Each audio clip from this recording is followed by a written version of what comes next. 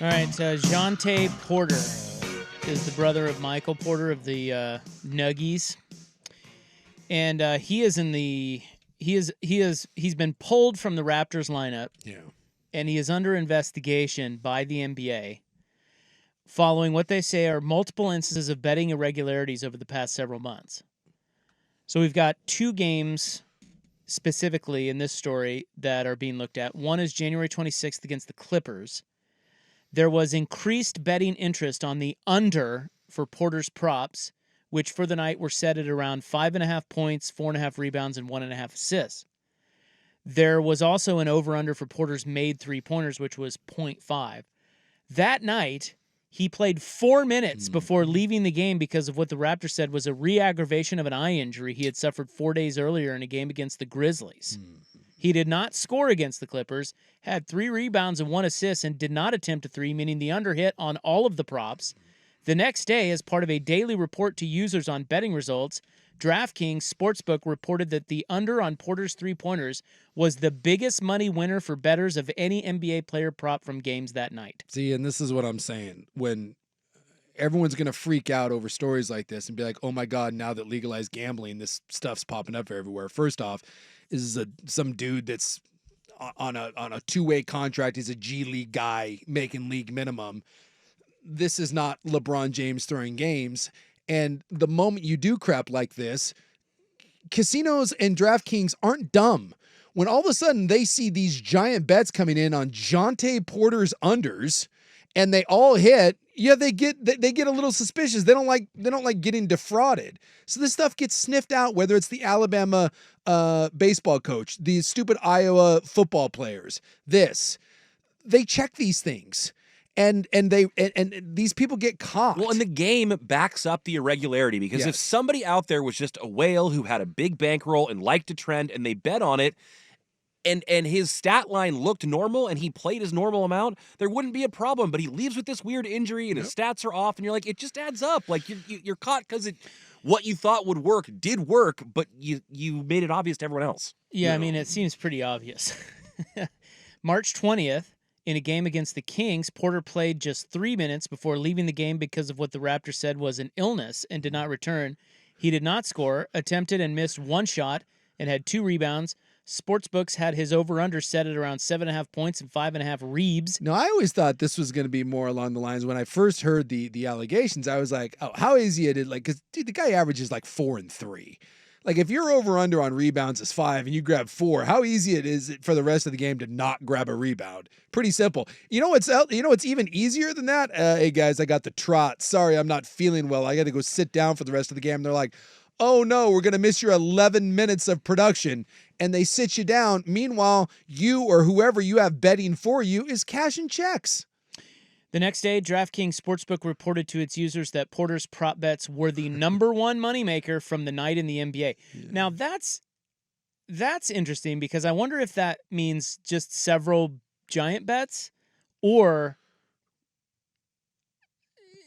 if just most of the money was on that side. You know what I'm saying? Like, there's a difference. Okay, the fact that anyone, and I mean anyone, is betting enough to make that the prop of the night already is suspicious behavior, which is why it pops up.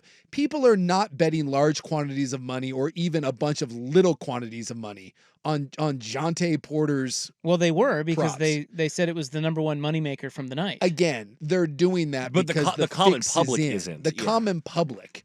There is not enough money. That would be like honestly saying that there is enough money because the only in Portland, right? Who's. I'm trying to think of, like, not even Duop Reith is a real player. Think of someone on the Blazers that's literally averaging 11 minutes a night, right? Chris Dunn. You're trying to tell me that there is enough Portland Trailblazer fans betting on the props of Chris Dunn to make that the number one. Chris Dunn plays for the Blazers? To make that the number one? No, Chris Murray. Or Chris You're Murray, thinking of sorry. Chris Murray. 19 minutes a game for Murray. Sorry. By the way, they're still winning. Are the Blazers still winning? Yeah. What they do you were mean? winning. They're playing. Oh. Yeah, they're playing right now. Yeah, they're they're playing, not. They are Rockets. winning. They are winning. It's 45-40. Hey, the Rockets are on a heater. In your face. And by the way, to answer your question, they'll lose. I have just now seen the Iowa coach. Yeah. You said if I'm a low-level manager at Jamba Juice, Yeah. and it's her or Kim Mulkey Mulkey come storming coming in. at me. I think I'm still more intimidated by Mulkey. Really? Yeah. It might be the eyeshadow, but they're both. Right? You see what I mean, though? Like No, those, I do. I those definitely two get come that. walking in. What Yeah. if they come walking in together? Dude, you just start handing over. You start handing over free cards at that point. You're like, hey, whatever you want, ma'am. Whatever. Yeah, I'd just like to see the numbers on what they're talking about here. I just find it hard to believe that anyone that's averaging 12 to 13 minutes a game, that under normal circumstances that there is enough juice on them where that can be the think of LeBron and Jokic. There's more money wagered on Porter. And so that's the thing. It's like, what kind of a scheme was this? And did he set up, did he have somebody set up 10 accounts for him so that he could play all the limits? Because like there are limits to these things. I don't think that just anybody can show up and decide, I'm going to put $1 million on the Jontay Porter unders tonight. Right. They protect against that to protect against like the inside fix. So it makes me wonder how many accounts were out there, how many people knew. Yeah, that's what I'm saying. Like, I just like to see By the how way, all this went down. I'm looking at the numbers, and it would. I'm doing Chris Murray a disservice. This is more like Ryan Rupert. Yes, it is. Again, this more like Ryan Rupert on any given night where there's some sports book that is like, oh my God, guys, the number one prop moneymaker in the NBA was Ryan Rupert. There are probably a lot of nights that Jontay Porter's numbers weren't even offered. Yeah, because doesn't play a significant enough role. I also wonder too if this was pretty obvious. If he leaves with injury and then it's instantly the number one moneymaker from the night. I mean, it's not hard for these people. The NBA has people that look at this. Like, if he really wanted to make it look good, he would just miss his shots and he wouldn't collect the rebounds. Well, that's what I'm getting at. I feel like the way this has gone down dumbass is, it's like that's so obvious. They're going to flag that. Yeah. I wonder, though, if there's also an element with him or other players where it's not this obvious and they are, not grabbing that extra rebound or.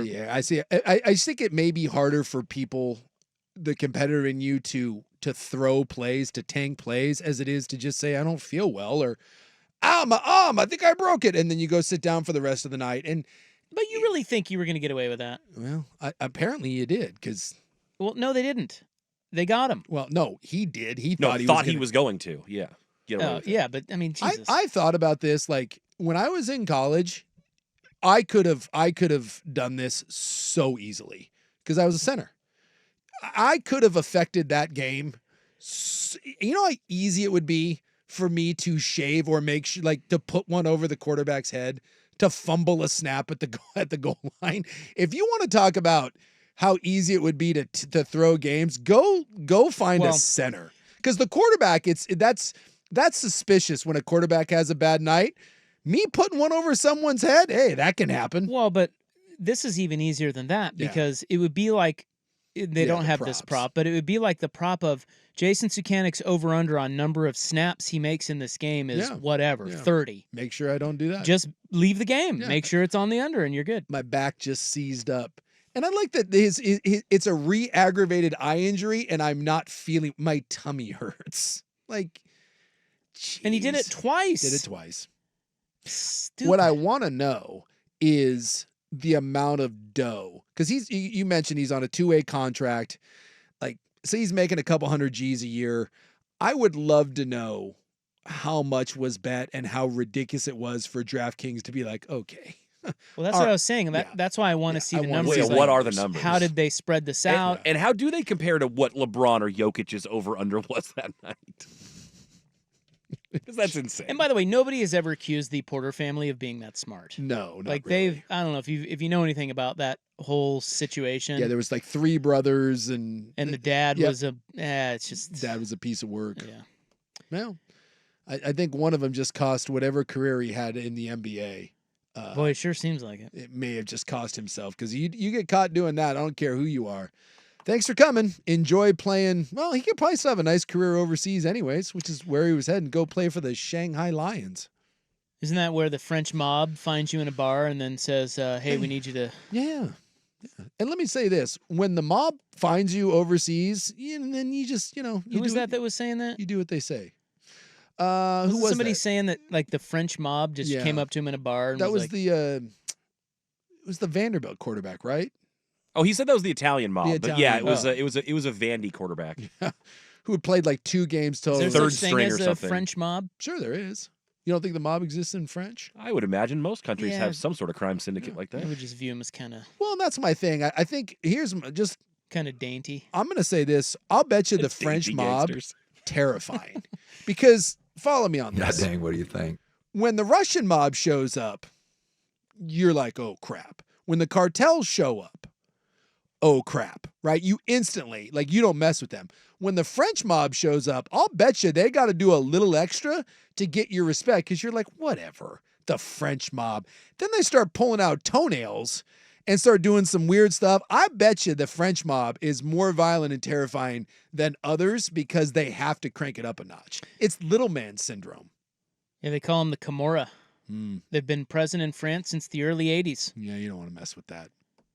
Hmm. Organized crime terrifies me, but also fascinates me. But I mean, come on, organized crime in the French Riviera. I mean, you know. Well, I mean, the Italians, you think that's a very posh lifestyle. Yeah, You're out there in Sicily, whatever, living the good life. At your vineyards. Yeah. that's true. Your But there's some gabagool. there's some pretty gritty. They'll put you in the cement shoes real fast. You don't think the French can? Well, I think they can. It's just, come on, it's the reputation, you know. It's like, Yeah, but well, it's And not. the What they want you to think. Well, the Eastern Bloc, like, and like you get into Yeah. like the stands. yeah. See, now you're There's a grit to those sorts Yes. of people that just kind of. 100. The French are. I mean, come on, they have gay Paris, And there's baguettes. gay Paris. Yeah, you don't want to mess with like the Albanians. They wear They wear berets. berets. Yeah. You just figure like when you're from Albania, what do you got to lose? That's right. Those, yeah, that's a different level of Yeah, it's a scary violence. desperation. Yeah.